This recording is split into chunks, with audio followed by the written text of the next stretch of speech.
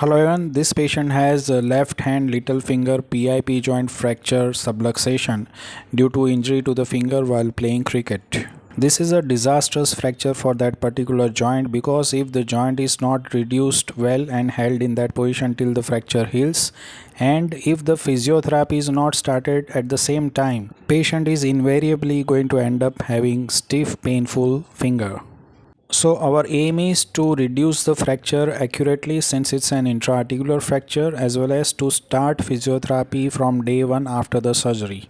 And this is possible only with a system which can provide dynamic traction to the joint, which is going to reduce the fracture and also allow the movements. Example of such system is Suzuki Frame, which you are seeing in this image.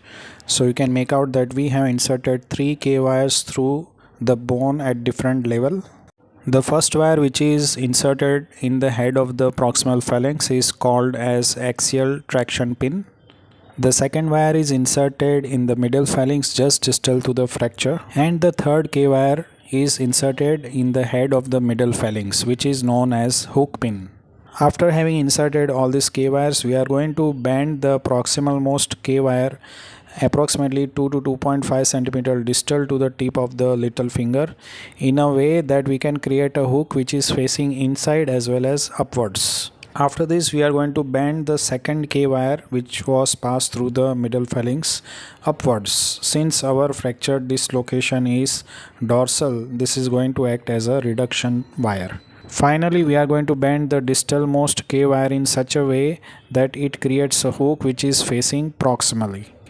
And now we are going to apply rubber bands connecting both the hooks, and this is going to act as a distracting force at the proximal interphalangeal joint. This distraction force coupled with the reduction wire is going to reduce our fracture subluxation, which you can appreciate in this AP view after the surgery, and this is the lateral view. You can clearly see in comparison to pre-op X-ray, the proximal interphalangeal joint is congruent and the fracture is well reduced. This is a slightly oblique view which confirms the reduction of the fracture as well as reduction of the joint. This is a live fluoro showing immediate range of motion exercises.